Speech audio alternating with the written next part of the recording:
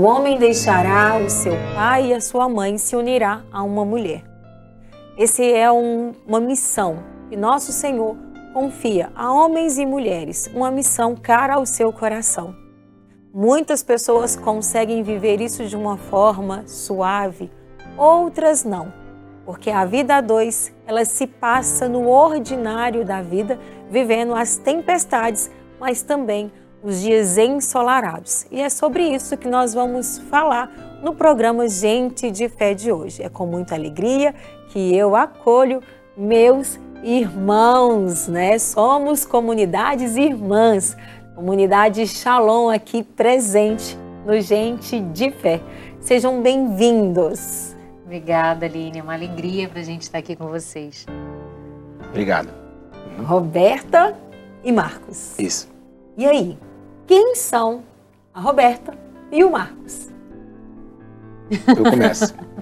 Eu sou Marcos, né? Nós somos casados há 16 anos, somos missionários na comunidade católica Shalom.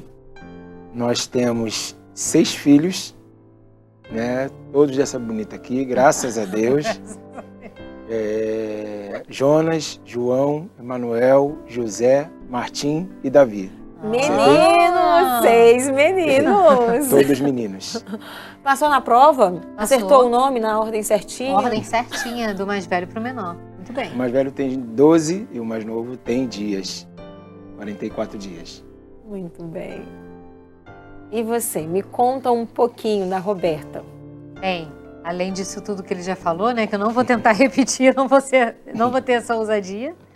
Mãe de 6, né? Trabalho com Instagram, trabalho como doula, educadora perinatal, trabalho com partos. Que lindo, né? Então, como se não gostasse de ver a vida nascer, né? Aqui, também gosto de ver a vida nascer das minhas clientes, né? Então, é uma grande alegria essa missão também. E é uma missão. É uma missão. Né? É uma missão. Como que vocês se conheceram, se encontraram? Conta um pouquinho aí deste período de namoro, de casamento, das alegrias, das tristezas e os desafios também que vocês foram experimentando ao longo deste tempo. Ele invadiu a minha paróquia. Ah, é? É. A paróquia era minha. Brincadeira, mas era a paróquia que eu frequentava, a paróquia onde eu era catequista, né? E ele começou a frequentar. No Rio de Janeiro. No Rio de Janeiro. É óbvio, né? Porque com esse sotaque a gente já sabe que é do Rio. Deu para perceber, né? A gente não consegue esconder o chiado. E então era a paróquia onde eu era catequista, paróquia do bairro onde eu morava ele também, mas ele não frequentava essa, ele frequentava de outro bairro. E de repente ele começou a frequentar a paróquia ali do bairro. E aí as amigas começam aquele comentário: você viu aquele menino novo na paróquia? Eu falei: ih, gente, não é pra mim não. Muito novinho, neném, a carinha de bebê. Tinha essa barba, né? Ela Já entendi achava... o motivo da barba. Já entendeu, né? Já entendi. Não deu mais. Na época eu tinha 20 anos. 20 anos, talvez. 21, Isso. talvez. Agora eu tô confusa aqui. 20, 21 anos. Mas eu achava que ele devia ter uns 18. E ele era mais velho que eu, 2 anos. Olha. É, Eu também tinha carinha de bebê, mas não achava que tinha, né? Então, ela tinha muito mais que eu. Nosso casamento parecia que era 15 anos. dois Né? adolescentes. Todo mundo olha pra foto e pergunta: os pais assinaram pra vocês casarem? É verdade. A gente tinha cara de bem novinho mesmo. E aí eu tentei fugir ali do novinho por um tempo, até que nós nos encontramos numa vigília de Pentecostes, né? Quer Isso. falar da vigília, meu bem? Posso falar. Eu tinha acabado de passar por um processo de conversão. Né? Então, Importante. quando eu a conheci, já tinha passado por tudo, graças a Deus. E aí comecei a buscar, né, as igrejas, as vigílias, comecei a conhecer as vigílias. E foi quando eu fui parar na paróquia Nossa Senhora do Amparo, Santa Maria Gorete, que era perto da minha casa, né? Você não comentou o nome da paróquia. Mas, e lá teve a vigília de Pentecostes, né? Eu tenho um irmão gêmeo. Sério? Tenho um irmão gêmeo, parece bastante. E na época, no meu processo de conversão, foi através da dança, né? Então, dancei muito, né? Dançava em baile funk, tive a minha experiência com Deus nesse processo e passei por todo o processo de conversão, deixei tudo para seguir Jesus. Então, quando eu entrei para a igreja, tinha muito aquele negócio, naquela época tinha muito evento, né, de Cristonite, Cristoteca, e eu sempre ia com meu irmão, a gente dançava bastante, lembra? Lembro. E aí, nas vigílias a gente acabava dançando também, então não foi diferente, fomos para a vigília, dançamos, ela achou que eu era exibido, mas nem era a ocasião, na ocasião não queria nem dançar, mas o pessoal pedia, dança Gêmeos, um pouquinho chamavam gente de Gêmeos, né? E aí acabei dançando. Então seu irmão também ia dançar com você? Ia para tudo junto. O processo de conversão foi junto também, e os dois tiveram a experiência com Deus no mesmo lugar, né, na mesma época. Legal. Foi bem interessante. E aí nessa paróquia nós vivemos a vigília e no final da vigília foi quando eu tive a oportunidade de falar com ela, né, ali um pouquinho, já tinha visto, né, a gente vê, né? Já estava vigiando. Já estava, né, a gente estava participando da missa, rezando, né, mas estava com o olho, né, nas pessoas. Rezando de olhos abertos. Rezando, solteiros, rezem importante. de olhos abertos, isso é importante. Reza de olho aberto. E aí falei um pouquinho com ela, puxei um assunto e ali foi o nosso primeiro contato, mas foi interessante, porque nós desenvolvemos uma amizade muito rápido, né, então trocamos de conversa, ali na época era o quê? Orkut na época. MSN, Sim. aí é assim que nós nos conhecemos. Legal. E aí começaram a namorar, demorou muito esse namoro, do namoro pro noivado, demorou muito, como que foi? Demorou um pouquinho, porque na época eu tinha saído de um namoro e eu tava numa fase da vida assim meio aloprada, sabe? E eu queria dar uma curtida de vida, então eu fiquei meio que em cima do muro, sabe? Aquela época que a gente alopra a vida, fica ali em cima do muro, não sabe se desce, se pula, se vai pro outro lado. Então eu conheci ele nessa época. Na época eu tava indo muito pra festa, balada. Conheci esse lado aí também. Mesmo dentro da igreja eu tava conhecendo esse lado aí. E tiveram umas 3 últimas saídas minhas que foram muito marcantes. Porque a gente era bastante amigo e eu pedia pra ele rezar por mim. E a gente tinha um código secreto ali, né? Eu pedia pra ele rezar por mim porque eu pedia a Deus uma resposta. E ele pedia pra Deus que eu rezasse, ou melhor, ele pedia pra que eu rezasse por ele, ele pedia a Deus um sinal. Então um rezava pela resposta e pelo sinal do outro. A resposta que eu pedia a Deus era qual? Que se ele fosse o cara da minha vida, que ele me desse essa resposta, né? E ele pedia a Deus que o sinal fosse eu, né? É isso? Contei direito? Contou. Pronto. E aí, na época, tinha uma outra pessoa ainda que eu comecei a namorar antes dele, mas não era. E eu ficava pedindo a Deus, né, para que mostrasse. E eu ia pra balada com esse rapaz. Muito bonzinho, por sinal, né? Bonzinho. Conheci ele. Muito bonzinho, por sinal. Mas o rapaz, ele foi percebendo também, assim, essa aproximação da amizade com o Marcos, né? E o Marcos ficou meu amigo, mas não tinha nada demais, era só amizade mesmo, né? E no dia que o rapaz foi na minha casa pra terminar o namoro, o rapaz foi embora, eu liguei pra ele. Eu falei assim pra ele, você rezou por mim hoje? Ele disse, rezei. Aí eu falei, pois Deus me deu a minha resposta.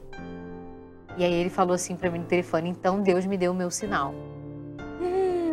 Foi bem assim, né, amor? Foi. Que lindo. Vamos relembrar, né? Bom, gente, 16 Daqui a anos pouco são 16 dias. 16 de casado. Sim, já tô De contando. namoro vai 18. Verdade, 18. É, quase 20 anos aí de história, meu benzinho. Então, foi assim que tudo começou, né? E aí ele começou a se aproximar, porque ele tinha se afastado também um pouco com essa questão do meu namoro, ele tinha se afastado, e aí ele voltou a se aproximar, né? Isso. Conta aí. É porque como ela estava namorando, fica chato, né? A gente quer seguir os processos direitinho. Eu falei, bom, não sei, o meu sinal que eu pedi a Deus era, será que é ela mesmo? Porque se não for, eu tenho que deixar ela seguir a vida dela e eu tenho que seguir a minha, rezando para que Deus providencie, né? E aí acabou que quando ela veio com essa resposta do término, eu falei, poxa, então é um sinal, né? E eu nem se falei vai que dar era um certo, término, né?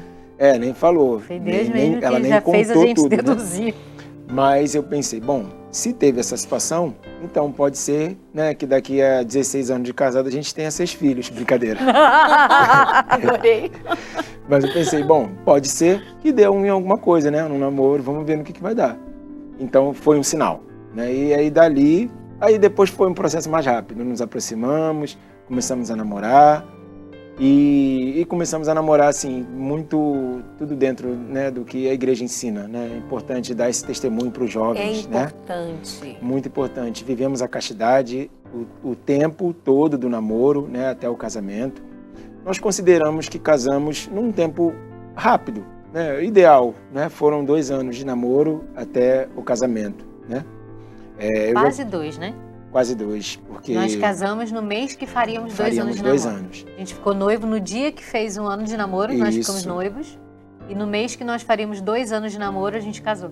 Isso, e o que acelerou o processo foi porque o meu sogro deu uma casa pra gente, né? Então, o fato de ter a casa já ajudaria bastante. Eu já estava, começamos a namorar, eu tinha 23 anos, né? Então já estava caminhando ali pro meio da juventude. E ela tinha 21, tem esses 2 anos de diferença. Então, com a casa que o meu sogro deu pra gente, então nós já vimos que já poderíamos acelerar o processo, né? Era mais a questão da maturidade, da vivência da fé. E nós fomos vivendo. Na época, nós participávamos de uma nova comunidade, né? Que hoje não existe mais. Mas, obviamente, conhecemos as comunidades. A comunidade Shalom já conhecia, a comunidade Canção Nova já conhecia, né? Sempre vinha na Canção Nova, sempre procurava participar de alguma coisa da comunidade Shalom também. Então já tinha essa proximidade assim com a igreja, né? E aí foi o que foi auxiliando para que nós vivêssemos bem. Então né? vocês O nosso casaram chamado. com quantos anos? Eu tinha 23, ele 25. E ele 25. Ah, sim. Isso Que aí foi um processo. Então você tinha 21 quando começou a namorar. Isso. Legal. Casaram jovens. Sim. Casamos, né? né? Isso, mas casaram bem.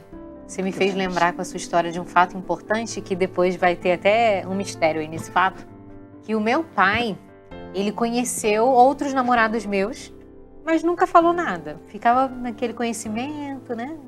No dia que ele conheceu o Marcos, ele perguntou pro Marcos quando que a gente ia casar. Olha só. Eu fiquei até constrangida, parecia que ele queria se livrar de mim, né?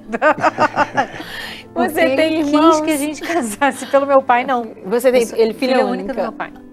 Então ele perguntou Foi pra ele quando a foi gente ia interessante. casar e disse que a gente precisava começar cedo, porque ele começou tarde, teve filho tarde e que ele precisava casar, que ele podia, já tinha até a casa. Olha que Já Falei, tinha legal. até a casa. gente, se ele achar que o meu pai quer se livrar de mim, acabou aqui, né? Acabou. Não vai nem querer continuar o namoro. Eu falei, calma, seu Zé, vamos fazer o processo todo direitinho. Mas obrigado, já tem a casa, já ajuda bastante e tal. Né? Daqui a pouco eu vou falar um pouquinho mais do seu Zé. Isso mesmo. E aí vocês casaram. Deu tudo certo, entraram para a casinha de vocês. Teve alguma surpresa ou não neste período? Alguma notícia assim inesperada? Tivemos. A gente estava conversando aqui nos bastidores e Marcos lembrou muito bem, né? Eu tive uma lesão no colo uterino, que é grave, né? Ela pode desencadear um câncer do colo do útero, Olha. que pode desencadear uma esterectomia, retirada do útero. A mulher pode não ter mais filho, né? Você descobriu quando a lesão? Eu descobri casada, recém-casada. Eu Ah, comecei a sentir muita dor, era uma dor frequente. E aí comecei a ir aos médicos e ir pesquisando, e descobrindo, indo atrás. Fui a muitos médicos na época, inclusive. Chegava uma época que eu precisava estar no médico toda semana, porque doía bastante, né? Então, cheguei a precisar fazer uma biópsia. E foi nessa biópsia que nós descobrimos que era uma lesão já em grau avançado.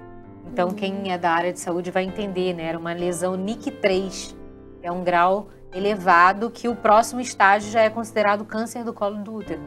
olha. Então, era uma lesão, assim, bem conturbada na época pra gente. E, de certa maneira, eu também não conseguia engravidar por conta dessa lesão uterina. E vários tratamentos e nada curava.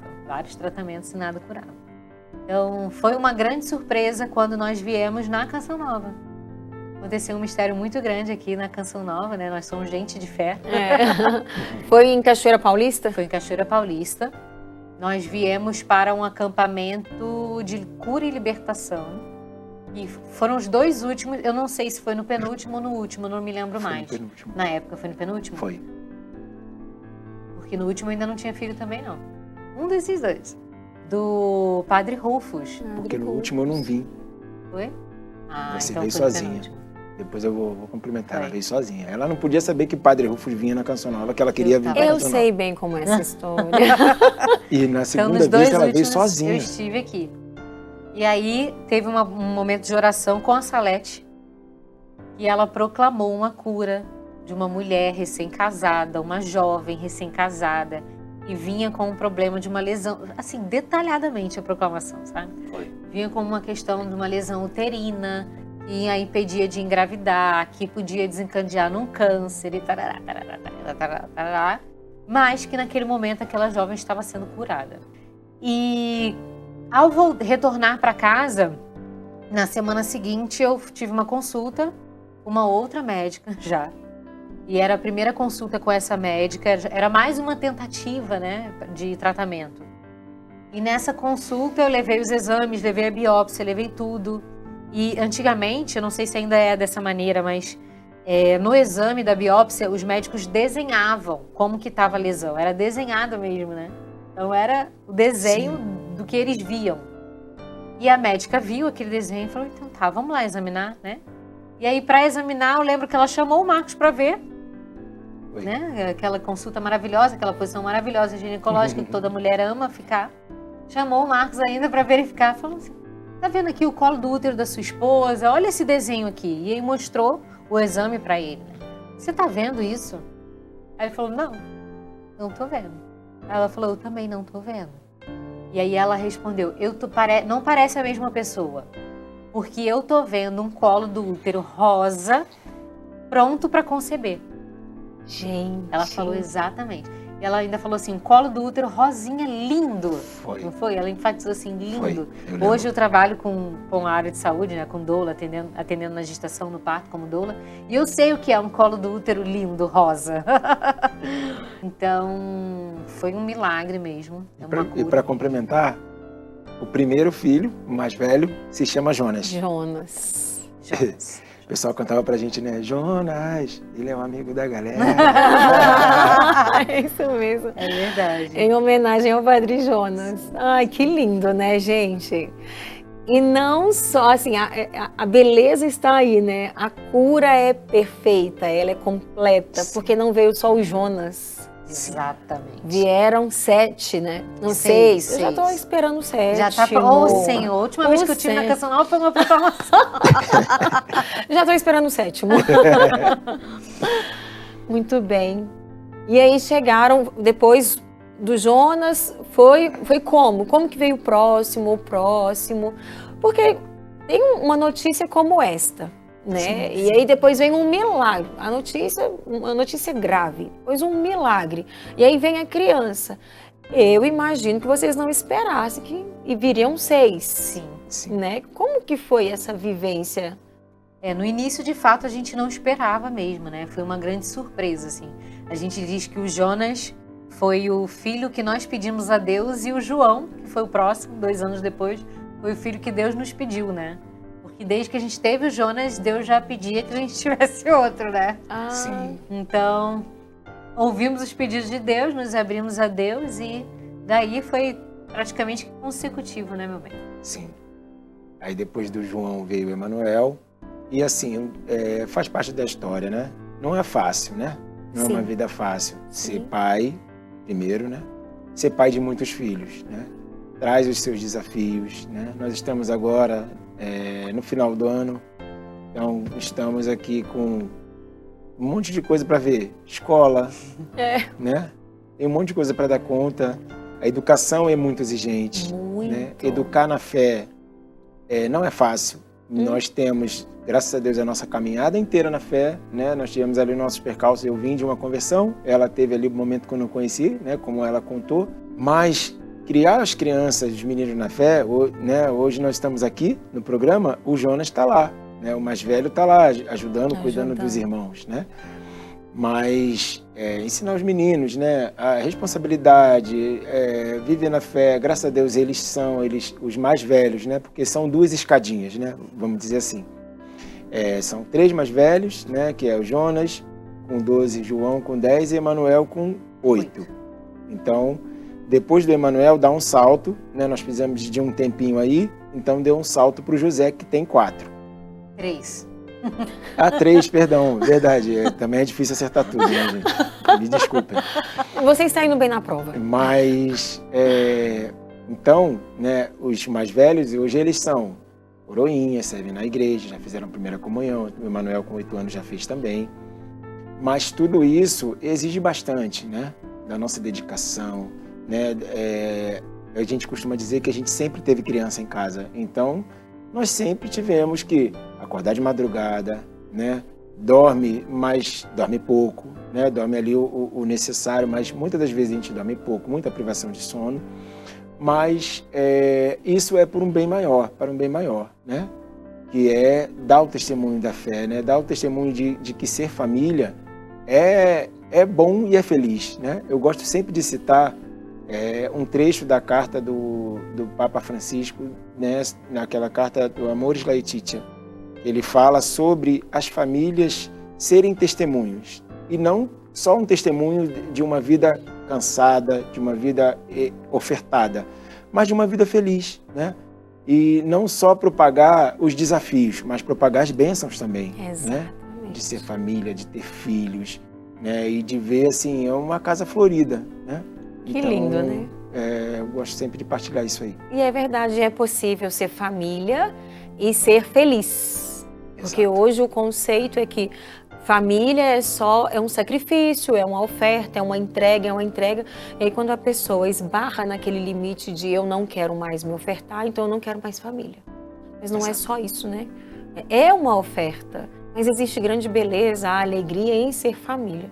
Não está no roteiro, mas eu quero encerrar esse bloco com esta pergunta. Você, quando começou a falar dos meninos, os seus olhos encheram de lágrimas. Eita! Foi falar dos meninos, nós estamos aqui e o Jonas está lá, junto com o João, cuidando. Qual a experiência que você faz com essas crianças, com os seus filhos, os seus meninos, os meninos que Deus te deu, que traz esse melhor de você para fora a ponto de te emocionar? É uma entrega total, né? Eu sou muito feliz em ofertar a minha juventude, né, na minha família, né, para os meus filhos, para os meus, né? Então, me doar assim totalmente por ela primeiro, né, pela minha esposa, né, e consequentemente por eles, é tudo para mim, né? É engraçado falar isso, mas por eles eu mato e morro, né? É isso mesmo. Não vou matar não, gente, mas por eles eu dou tudo, né? Mata então, para defender. Exato, né? E morre para defender também, se doar. Né? Então, ver que eu ofertei assim a minha juventude, sabe? Onde eu vejo muitas pessoas abrindo mão de... acaba que nesse caminho eu acompanho muitos homens, acompanho muitas famílias, muitos casais, ela também, minha esposa, né? E a gente vê que as pessoas abrem mão, né, de ter um filho, por exemplo, para fazer uma viagem, para ter uma vida, né, de viajante pelo mundo, enfim, né? E não tem nenhum problema nisso, né? Eu não estou aqui para julgar ninguém. Mas, para mim, a beleza da minha oferta de vida, né, é realmente ser uma família. E nós vamos aqui encerrando este primeiro bloco emocionante, você tá vendo, né? E eu vou lançar a sementinha também no coração de vocês. E aí? Vocês conseguem se instalar na realidade? Porque é isso que este casal está nos mostrando na história deles. Vivendo bem aquilo que é próprio do seu tempo, dentro da vontade de Deus. Conseguimos passar pela via do sacrifício, da oferta, porque é uma vida gasta mesmo, mas com um sentido maior. E aí a gente encontra a alegria. Quando estamos instalados em nossa realidade, nós conseguimos encontrar a alegria, mesmo diante das exigências do ordinário da vida. Quero saber, você, está instalado na sua realidade ou vivendo uma fantasia? Nós não estamos aqui no filme, né, na história da Alice no País das Maravilhas. Estamos dentro da história que o Senhor nos plantou. Você possa viver muito bem aquilo que Ele te chama a viver. Te espero no próximo bloco. Estamos de volta ao segundo bloco do Gente de Fé. Você tem a mesma fé que esse casal? Não só fé, mas a coragem e a ousadia de submeter à vontade de Deus? Falamos um pouquinho sobre inúmeras realidades no primeiro bloco, mas agora nós vamos adentrar um pouquinho mais naquilo que foram os últimos anos deste casal, desta família, com um diagnóstico inesperado, mas ao mesmo tempo você vai ver que muita gente tem experimentado aquilo que eles vão testemunhar para nós. O que é que aconteceu nos últimos anos e vocês tiveram que mudar um pouquinho a vida de vocês? Sim, os últimos 3 anos especificamente foram bem desafiantes, né? Eu costumo dizer que nos últimos 3 anos, eu e também ele, né, por consequência, uma só carne, nós fomos inteiramente pais, inteiramente filhos, inteiramente família, né? Porque, como você falou no início do programa, quando a gente se casa, a gente deixa os pais e a gente segue numa nova família, né? Agora nós somos uma nova família e aí vem os filhos e os pais, eles seguem da maneira deles, né? Então, de certa forma, a gente se distancia um pouco, a gente deixa de ser filho ali inteiramente, de forma integral, né? Embora a gente continue sendo filho, mas a gente tem novas responsabilidades. E nesses últimos 3 anos, a gente já tinha um diagnóstico antes, mas foi quando foi necessário acolher, trazer para nossa casa, primeiro, a minha tia, né, que é minha mãe. Eu fui criada, para dar um parâmetro pra aqui, contextualizar, eu fui criada pela minha tia biológica. Ela era irmã do meu pai, mas ela foi minha mãe, né? Ela me criou desde os 3 meses de vida. Então, cada filho que eu tenho, quando chega ali nos 3 mesezinhos, eu lembro, olha, foi desse tamaninho, né? Ela me pegou para criar e me educou a partir dali, né? Desde então. Então, ela não quis que eu a chamasse de mãe. Mas o que aconteceu? Comigo? É. Foi a questão com minha mãe. Minha mãe, eu não fui criada pela minha mãe biológica. Meu pai e minha mãe se separaram ainda quando ela estava grávida de mim.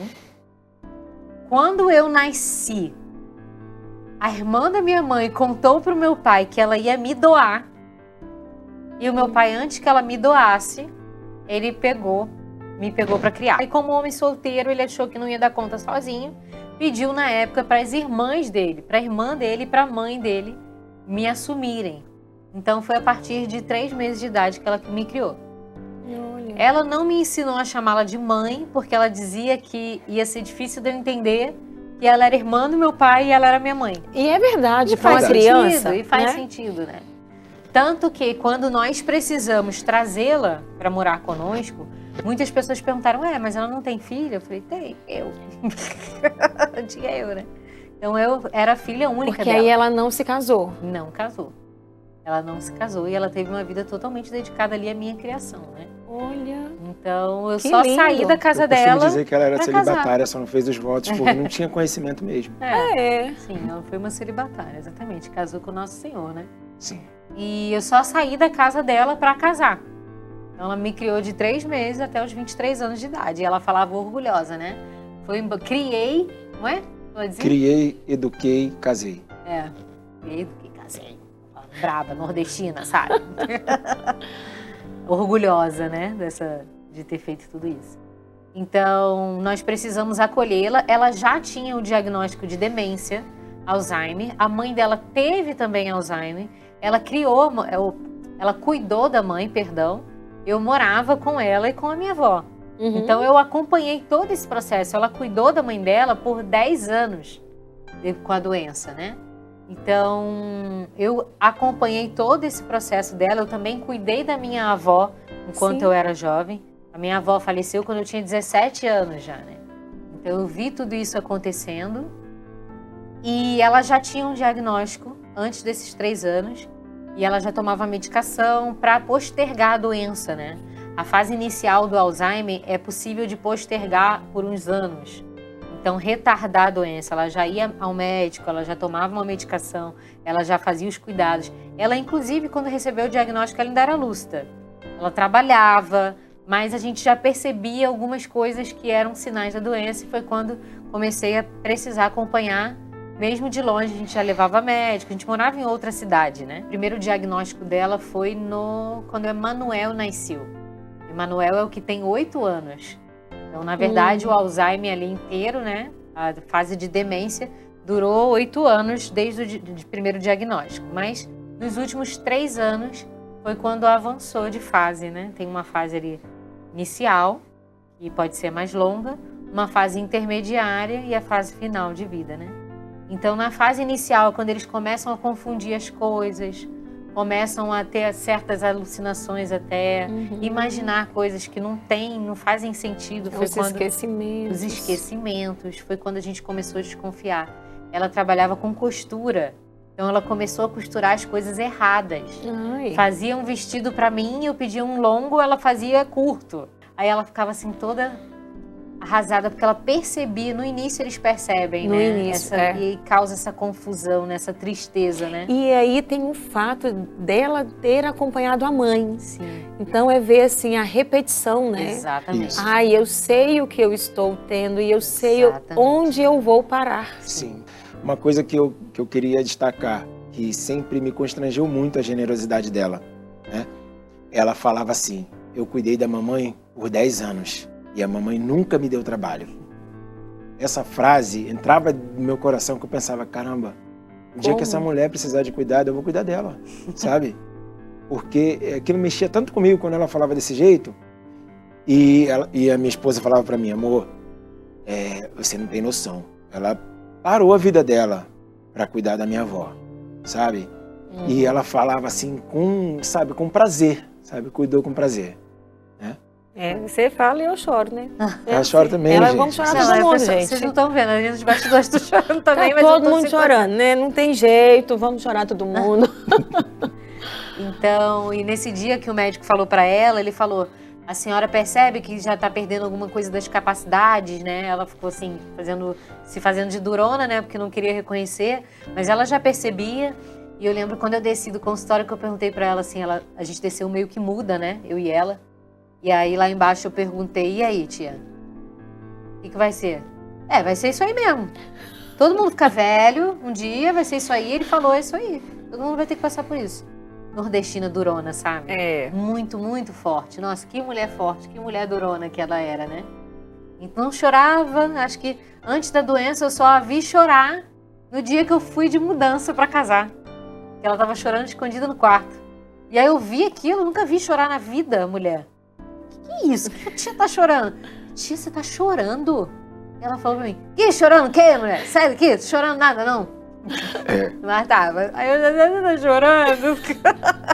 Que contrário dela, eu sempre fui muito chorona, né? Então, ela muito durona, encarou ali, né, o que ia viver. Em 2019, nós precisamos mudar para a cidade dela, porque ali a gente já percebia que estava avançando e ela não conseguia, por exemplo, dominar mais as medicações, né? Ela morava com outras irmãs, na mesma faixa etária ali, mais ou menos, uma mais velha, e elas confundiam, tomavam um remédio da outra, gente. Ai, meu Deus. Eu chegava lá no domingo, no final de semana, cadê seu remédio? Aí tava outra, esse aqui? Não, esse aqui foi o que eu tô tomando na semana. Ai, meu Deus! Elas estavam confundindo, tomando um remédio da outra. Eu falei, isso não tá legal, né? A gente precisa mudar para mais perto. E aí a gente mudou para mais perto, a gente mudou para casa da minha sogra. Nós passamos um ano morando, eles moravam próximo, né? Nós éramos vizinhos enquanto namorávamos. Lembra lá do início que a gente morava e perto? não sabia, a gente descobriu depois na paróquia, né? Então a gente morou um ano na casa da minha sogra, nesse um ano indo para controlar a medicação. Então a gente ia todos os dias na casa dela para ver como estavam os remédios, para dar os remédios e tal. Ela não gostava muito daquilo. E aquele ano ali foi um ano muito marcante, porque foi o ano que ela começou a perder os trabalhos dela. Ela passava roupa para fora, além de costurar. E aí vocês, como que acontece? Vocês mudam de casa e leva ela? Ou muda para uma casa dela? Então, a orientação do médico também, que ele dizia que viraria uma chave se tirasse ela da casa dela. Ela naturalmente ia regredir mesmo. Mas elas duas moravam num apartamento muito pequeno e nós já éramos 5, né? Já tínhamos os 3 primeiros filhos e eu e o Marcos. Então, pra gente ir a gente não caberia na casa dela. Sim. Era um quarto que ela dormia, um quarto que a irmã dormia. Não tinha mais. 5 pessoas. É. Não tinha como mesmo, um apartamento muito pequeno. Então a gente precisou trazer ela pra gente. E ela veio pra gente, no dia que ela veio já também foi muito marcante. Tem muitos pontos assim que eu acho que a gente vai guardar pra vida, sabe? Conta. Ela, por ser muito durona, não tinha essa relação, né, de mãezinha que dá beijinho, dá abracinho, eu te amo ela pra foi cá, criada eu te na amo pra roça, lá, né? não tinha Nordestina criada isso. na roça, né? Aham. Então é óbvio que eu sabia que ela me amava e não tinha também mimimi com isso não, mas era em atos. Era um amor em atos o amor dela por mim, né? Então no primeiro dia, na primeira noite, quando ela foi dormir no quarto dos meninos, ela falou, ai moça, ela já não me reconhecia, eu esqueci de contar isso, né? É.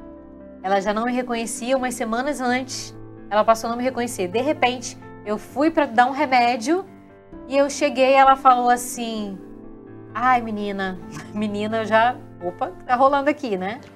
Eu tô tão preocupada com a Roberta. Roberta saiu de casa com a mochila nas costas, com a amiga, foi lá pra São Gonçalo, pra casa do pai. Na sexta-feira, hoje já é domingo e não deu notícia ainda. Eu não sei se chegou bem, não sei o que foi. Essas jovens só me deixam com dor de cabeça. E eu lembro desse dia, viu? Eu realmente fiz isso. Mas há muito tempo. Há 15 anos antes, né? Então, aí Maria falou... Maria, que é a outra tia, falou... Ô, Rosildo, que é isso? Roberta aqui, mulher. Roberta agora é casada com o Marcos. Não foi pra São Gonçalo, não. Ela tá aqui. Tá morando aqui na casa de Mercedes. Você não lembra? Ela, não. Essa não é Roberta, não. Essa pode ser outra Roberta, não a minha. E ela falava bonitinho, sabe? A minha. Eu falei, ih, gente, agora... Aí ela falou, a minha é pequenininha. A minha é pequenininha, essa aí não. Então isso foi umas semanas antes dela vir morar com a gente. E na primeira noite que ela passou com a gente, ela falou assim, ai menina, eu não vou poder, eu sei que você gosta de mim, que você quer que eu passe a noite aqui com vocês, ajudando você, com seus filhos, né? A gente usava sempre esse pretexto com ela, porque ela sempre foi muito de servir, ela foi muito serva a vida inteira. Então, para convencê-la de ficar, a gente dizia que me ajuda aqui com as crianças, né? Me ajuda aqui com uma coisa ou outra. Então, a gente dava funções para ela. E ela falou, eu sei que você quer que eu ajude você com seus filhos, mas eu tenho minha menina em casa, eu não vou poder dormir aqui. Eu falei, que menina em casa, tia? É Roberta. Roberta é o amor da minha vida. Nesse dia ela falou, não posso deixar ela sozinha. Sabe? Não posso deixar ela sozinha, ela é o amor da minha vida. Aí eu falei assim, você nunca ia falar isso pra mim lá atrás, né? Você não ia falar qual era o amor da sua vida lá, né? Agora tá falando. E quando é que o seu pai chegou? Porque aí chega ela. Chegou ela nesse primeiro momento, cuidamos, acolhemos. Nesse primeiro ano, que foi 2021. Ela chegou quando o José tinha nascido, né? José estava com 3 meses de nascido, foi quando ela chegou. Fala pelo número, José é o número 4. Melhor, para o pessoal ir entendendo. Até então, meu pai morava sozinho. Meu pai tinha 79 anos para 80 e ele morava sozinho, ele era super ativo, ele morava no 2º andar da casa, ele descia pela janela. Ele era super ativo, assim, um homem idoso ativo. E ele locava a casa de baixo, né? Só que ele começou a ter esquecimento. E a inquilina, ela já falava pra mim que algumas vezes meu pai esqueceu que ela tinha pagado aluguel. E dava problema com a inquilina. Imagino. Então ela começou a filmar. Quando ela pagava aluguel pra ele, ela filmava ele recebendo dinheiro e me mandava. E aí ele dizia nos vídeos, olha, Roberta, eu recebi tantos reais, a fulana me pagou no dia tal. Ela pedia sempre para ele gravar esse vídeo todo mês. E ele gravava. Até que um mês específico, ela me ligou, ela falou, Roberta, não tá dando, o seu pai tá muito alterado. Ele tá dizendo que eu paguei o aluguel há meses, que eu tô há meses sem pagar, e você tem recebido os vídeos, né? Você sabe. Eu paguei ele semana passada, ele já não tem dinheiro. Então aí ele começou a gravar. O que era só esquecimento, ele já tinha perdido dinheiro. E nessa época também ele tinha caído no alcoolismo, bebia todo dia, então a gente não sabia se ele estava perdendo dinheiro porque perdia por conta da demência, que estava desenvolvendo alguma demência, ou se era só por conta do alcoolismo. Pelo gasto no álcool. A gente já não sabia também se perdia dinheiro porque estava bêbado, alcoolizado, ou se perdia dinheiro porque não lembrava. Então a gente ficou confuso do que estava acontecendo com ele naquele primeiro momento. E só que ele ficou ali alguns dias na porta da casa dela. Na porta da casa dela, dizendo que ia entrar e que ia fazer acontecer, ameaçando mesmo ela. E a gente ficou bem preocupado. E aí conversei com a assistente social, uma amiga nossa, irmã do Shalom, que é especialista em idosos. Ela me ajudou muito no processo da minha tia e depois do meu pai também. E ela falou, amiga, o seu pai tá em surto. Seu pai tá em surto, você precisa ver uma clínica para ele, psiquiátrica. Eu já tinha levado ele no médico, neurologista. O neuro já tinha falado que a questão dele não era neurológica, que deveria ser mesmo psiquiátrica, mas ele não aceitava ir a médico. Então, ela falou, ele está em surto psiquiátrico, você precisa internar ele. Então, não era uma coisa simples, porque ele não ia nem ao médico normal, quanto mais para internar, né? E aí, já estava grávida do Martim. Então, foi um períodozinho aí de receber a tia até ele de 6 meses apenas. E nesse tempo, só para contextualizar também, nós já tínhamos saído da casa da minha mãe, estávamos morando num apartamento já. Nos mudamos para outro apartamento. E é verdade, a gente pulou uma parte importante da história. Grande, porque eu ainda falava para ela, precisa de um apartamento grande, porque eu sinto que em algum momento a gente vai precisar acolher algum idoso, né? Mal sabíamos que ia acolher todos. Isso. E aí aconteceu, né? Sim. E aí a gente precisou ver uma clínica psiquiátrica que fizesse uma internação, uma transferência involuntária, né? É bem difícil o processo. Eles pediram até para que eu estivesse presente, eu precisava autorizar por ser filha, né? Então fui eu com José bebê, grávida do Martim, autorizar chamar meu pai para ser internado sem saber, né? Muito forte, gente, transferência, né? Involuntária. É forte. Assim. Ele não tinha noção do que estava acontecendo com ele mesmo, ele precisava, né? Ser cuidado dessa maneira.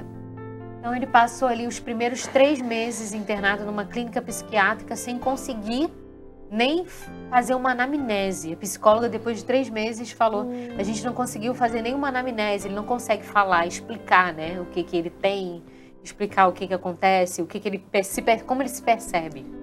Então pediram mais 3 meses. Aí prolongou para 6 meses. E eles disseram pra gente, olha, a gente conseguiu entender, aí deram um diagnóstico de esquizofrenia, do alcoolismo também e Alzheimer também. Nesses 6 meses foram esses 3 diagnósticos. E eles disseram, olha, ele vai voltar, a gente vai chegar um momento que vai dar alta, mas ele não pode mais morar sozinho. Eu falei, uou! A gente já tinha a minha sogra, né? E os trabalhos com ela em casa, né? Era bem desafiante. Mas o pai, ele realmente tinha esse diagnóstico ou não? Era só o Alzheimer? Ele realmente tinha esquizofrenia por causa do surto, então realmente cabia Quando ele internou, que a gente conseguiu entrar na casa dele, a gente descobriu também, né? Porque ele não deixava ninguém entrar na casa dele, tinha isso. Mas a gente não sabia muito bem por quê. Na verdade, quando a gente parou de morar lá, a gente desconfiou, porque ele tinha colocado um sofá no nosso quintal. E aí eu falei pra ele, pro meu pai tá colocando um sofá aqui, é porque não deve dar dentro da casa dele. Se não dá dentro da casa dele, é algum problema que tá rolando lá. Mas ele não deixava ninguém entrar na casa dele, então a gente não sabia o porquê. Quando ele internou, nós descobrimos, ele era colecionador. Ele já estava colecionando, né? É uma compulsão, né? Sabe aqueles programas mesmo que aparecem? Exatamente. Ele colecionava, ele trazia material de construção para dentro de casa. Ele recebe a alta e vai direto para casa de vocês. Isso. Nesse tempo, só para fazer um parêntese, eu recebi uma proposta para trabalhar em São Paulo. De emprego. Tá difícil, gente. E tá aí fácil, a proposta era muito boa, porque a realidade financeira estava muito difícil, né? Porque fralda, remédio, muita coisa ao mesmo tempo. E financeiramente não estava dentro dos nossos planos, nem dentro dos nossos orçamentos. Então a proposta foi muito boa. Só que eu achei que ela não ia suportar, né? Mas eu gosto de usar essa frase. Tem um amigo que falou, e agora ele falou uma vez, eu trouxe para mim, né? Ele falou que a Roberta é um tanque de guerra. E realmente ela é um tanque de guerra. Que aí quando eu falei para ela, amor, recebi uma proposta muito boa para ganhar isso, vai ser isso, a proposta é essa. O que você acha? Ela falou, se você voltar todo final de semana, dá certo. Falei, então eu volto todo final de semana. Ela, tem certeza? Você vai aguentar? Falei, vou. Então eu aceitei. E nesse tempo foi quando o meu sogro teve a alta. Ah, e aí ele vem pra casa. Sim. Ele ficou... Ela teve um AVC, internou no hospital. Eles dois tinham uma ligação também muito forte enquanto irmãos. Ela teve um AVC, internou no hospital, ele teve alta, veio pra gente. Olha. Abriu vaga, eu costumava brincar com ela, falava, Ih, Deus viu que abriu vaga, já mandou mais um. Foi. Ela que estava se encaminhando a um óbito natural, os médicos já tinham desacreditado, disseram que ela não ia viver por muito tempo, ficou internada 2 meses e teve alta. Olha, e aí eles ficam juntos 1 ano e meio. 1 ano e meio, porque eles vieram a falecer em Esse ano. 2024. Ela em janeiro, ele em maio. Então nós vivemos esse último, eu digo que dos 3 anos, desde o início do acolhimento até agora, né? Mas o último 1 ano e meio, ela acamada, utilizando uma sonda GTT, que não se alimentava mais pela boca, praticamente vegetativa, né? Uhum. Não conseguia se virar, virando a cada 2 horas. Era quase que um home care em casa, né? E aí, eu lá sozinha, durante a semana, de segunda a sexta, Marcos chegava e nós viemos para São Paulo com eles e trouxemos eles para cá dessa maneira. Ah, então aí neste fim foi melhor trazer Sim. todo mundo para O São último Paulo. ano nós já estávamos aqui. O último ano já foi aqui, o último ano de vida deles. E assim, partilhando os desafios, né? Foi bem desafiante toda essa trajetória, né? Eles precisavam carregar eles muitas vezes, né? Porque a minha sogra ficou acamada, como ela colocou, então não se mexia, né? Mas precisava dar uma qualidade de vida no final, né? Então a gente prezava por levar ela à casa que era grande, espaçosa. Então a gente descia com ela, colocava ela no carrinho, né? Perdão, que carrinho é criança, até deixa eu organizar a cabeça. Na cadeira de rodas, para ela ficar no meio das crianças, né? Porque para que ela tivesse ali um fim no meio do convívio, né? Dos netos com a gente. E os meninos sentavam no colo dela. Sentavam no colo dela, Brincavam com a cadeira. Davam um beijo nela, então Conversava. fazia isso, né? Mas isso tudo foi gerando consequências, né? Eu, por exemplo, contraí uma hérnia umbilical, né? Porque de tanto carregar peso, né? E meu sogro também precisava carregar algumas vezes, enfim.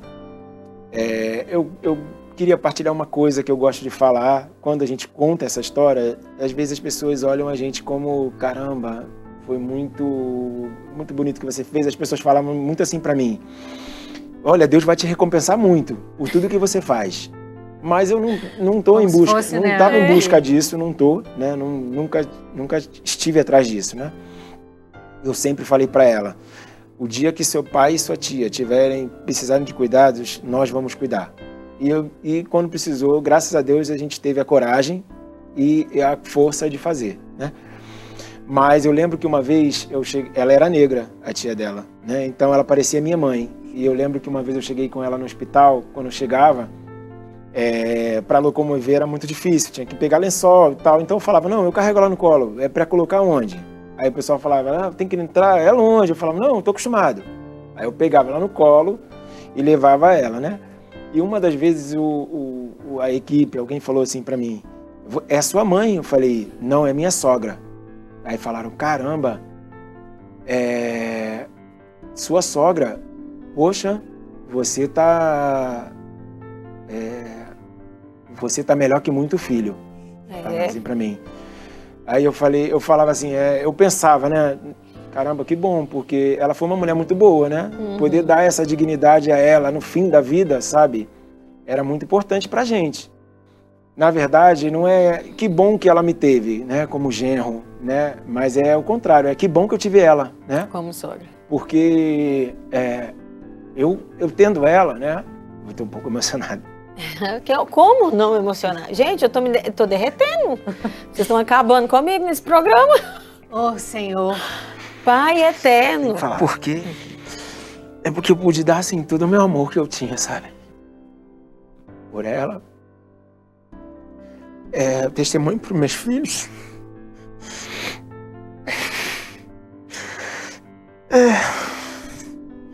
Toda a minha energia, sabe? Eu tenho muita disposição para trabalhar, muita garra e poder dar tudo ali, sabe, em casa.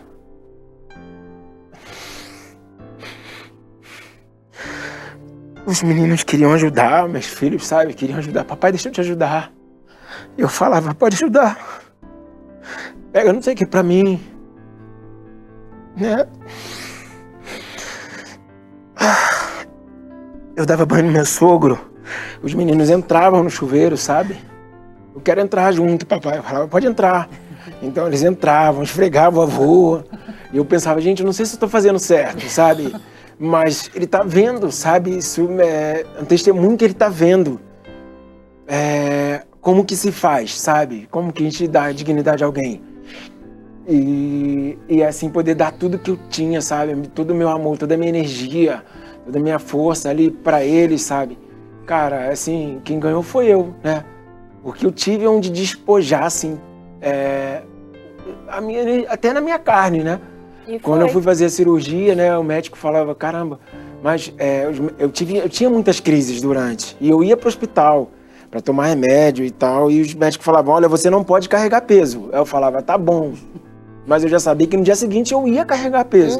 Mesmo que eu não podia, eu não falava para ele, não, tudo bem, mas amanhã eu vou carregar peso, porque a minha sogra... Eu não falava, eu falava, tá tudo bem.